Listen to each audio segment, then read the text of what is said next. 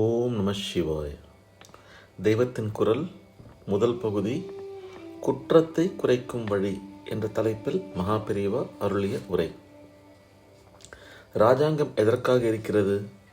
ஒரு தேசத்தில் அதிக பலம் உள்ளவர்கள் குறைந்த பலம் உள்ளவரை ஹிம்சிக்கலாம். பெரிய கூட்டத்தார் சிறிய கூட்டத்தாரை கஷ்டப்படுத்தலாம்.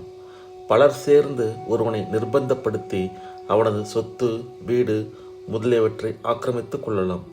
இப்படியெல்லாம் நேராமல் தேசத்தில் ஒழுங்கு இருக்கச் செய்வதற்கு ஏற்பட்டதே இராஜாங்கம்.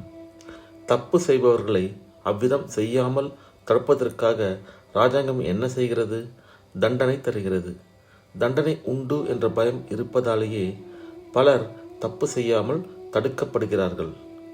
ஹிம்சை செய்த ஒருவனுக்கு அவன் செய்ததை காட்டிலும் இராஜாங்கம் அதிக ஹிம்சை தருகிறது. 10 ரூபாயை ஒருவன் திருடுவதால் திருட்டு கொடுத்தவருக்கு சிறிது கஷ்டம் உண்டாகிறது. திருடியவனுக்கோ அதைவிட பெரிய கஷ்டமாக பல நாட்கள் சிறைவாசம் விதிக்கப்படுகிறது. இப்படி செய்தால்தான் அவன் மீண்டும் அந்த தப்பு பண்ண மாட்டான். மற்றவர்களும் அந்த தப்பை பண்ண பயப்படுவார்கள் என்கிற அடிப்படையில் தண்ட நீதி அமைந்திருக்கிறது. மனித இயல்புப்படி பார்க்கும்போது இதை ஒப்புக்கொள்ளத்தான் வேண்டியிருக்கிறது. ஆனால் இதனிலும் சிலாக்கியமான ஒரு உபாயத்தையும் அரசாங்கம் அதே சமயத்தில் விருத்தி செய்ய வேண்டும். குற்றம் இழைத்த பின் ஒருவரை தண்டிப்பதும், ஒருவர் சுபாவமான தர்ம உணர்ச்சி இல்லாமல் தண்டனைக்கு பயந்தே குற்றம் செய்யாமல் இருக்க செய்வதும் இரண்டாம் பட்சம்தான். குற்றம் செய்கிற எண்ணமே தோன்றாமல் இருக்க செய்வதுதான் சிலாக்கியமானது. முதலில் ஒருவன் ஹிம்சை தருவது, பிறகு அரசாங்கம் அவனுக்கு அதைவிட அதிக ஹிம்சை தருவது என்கிற அர்த்த சாஸ்திர நீதியையே நடைமுறையில் கடைபிடிக்க வேண்டியிருந்தாலும் இந்த அர்த்த சாஸ்திரமும் தர்ம சாஸ்திரத்தின் காலில் விழுந்து கிடக்க வேண்டியதுதான் என்பதை இராஜாங்கம் ஒரு லட்சிய நிலையாகவாவது புரிந்து கொள்ள வேண்டும். தர்ம சாஸ்திரப்படி நடக்கும் சத்துக்கள் உருவாவதற்கு உரிய சூழ்நிலையை அரசாங்கம் காப்பாற்றி கொடுத்தால் ஜனங்களுக்கு குற்றம் செய்கிற உணர்வே கொஞ்சம் கொஞ்சமாக குறைந்துவிடும். தர்மம் அறிந்தவர்கள், தர்மத்தை அனுஷ்டிப்பவர்கள் விருத்தியாவதற்கு வசதி இருந்தால் அவர்கள் மற்றவர்களிடமும் தங்கள் வாழ்க்கை உதாரணத்திலேயே சாந்தத்தையும் ஒழுக்கத்தையும் பரப்புவார்கள். சண்டை, பூசல், குற்றம் எல்லாம் குறையும். முதலில் இராஜாங்க பதவியில் உள்ளவர்கள் தர்மசீலர்களாய் இருக்க வேண்டும். இவர்கள் செய்வதும் சொல்வதும் சொந்த நன்மைக்காக அல்ல, நம் நன்மைக்காகத்தான் என்று ஜனங்கள் நம்பிக்கை வைக்கக்கூடிய தர்மிஷ்டர்கள் தர்மப்படியே இராஜாங்கம் நடத்த வேண்டும். தர்மிஷ்டர்கள் தர்மங்களை சாந்தமாக எடுத்துச் சொன்னால் ஜனங்கள் அதன்படியே நடப்பார்கள். இப்படி குற்றமே இல்லாமல் ஆக்குகிற காரியத்தை இராஜாங்கத்தை மட்டும் செய்ய முடியாது. தர்ம சீலர்களான மற்றவர்களும் சேர்ந்து இந்த காரியத்தை செய்ய வேண்டும். இவ்வாறு தர்மிஷ்டர்கள் கைங்கரியம் செய்வதற்கு அனுகூலமான சூழ்நிலையை இராஜாங்கம் ஏற்படுத்தி தர வேண்டும்.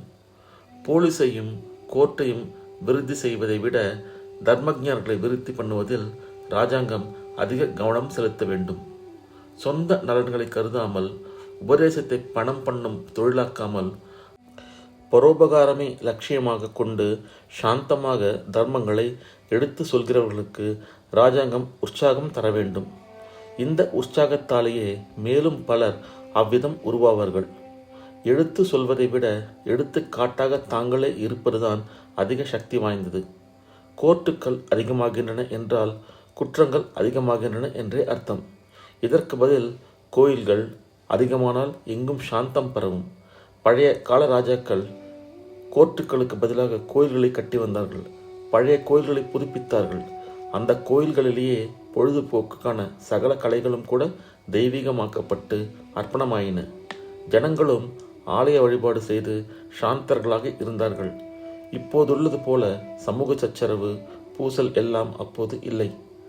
சட்டம் போட்டு குற்றம் செய்யாமல் தடுப்பதை விட ஒரு நல்ல மார்க்கத்தை காட்டி அதில் ஜனங்களை திருப்பி தப்பை எண்ணவும் செய்யவும் அவகாசத்தை குறைக்க வேண்டும். இப்படி தண்டத்தை காட்டாமல் நல்லதை காட்டி தேசத்தில் சாந்தியை உண்டாக்குவதுதான் ஸ்லாக்கியம். இந்த சாந்திதான் நிலைத்து நிற்கும். சாந்தர்களுக்கும் சத்துக்களுக்கும் தர்மிஷ்டர்களுக்கும் இராஜாங்கம் மதிப்பு தந்தாலே தேசத்திலும் ஜனங்களிடையே இந்த நல்ல பண்புகள் விருத்தியாகும். ஓம் நம சிவாய. குற்றத்தை குறைக்கும் வழி என்ற தலைப்பில் மகா பெரியவா அருளிய உரை நிறைவுற்றது. அடுத்த பகுதியில் உண்மை கல்வி என்பதை பற்றி மகா பெரியவா அருளியதை பார்க்கலாம். ஓம் நம சிவாய. ஹரஹர சங்கர ஜெய ஜெயசங்கர. காஞ்சி சங்கர காமகோட்டி சங்கர.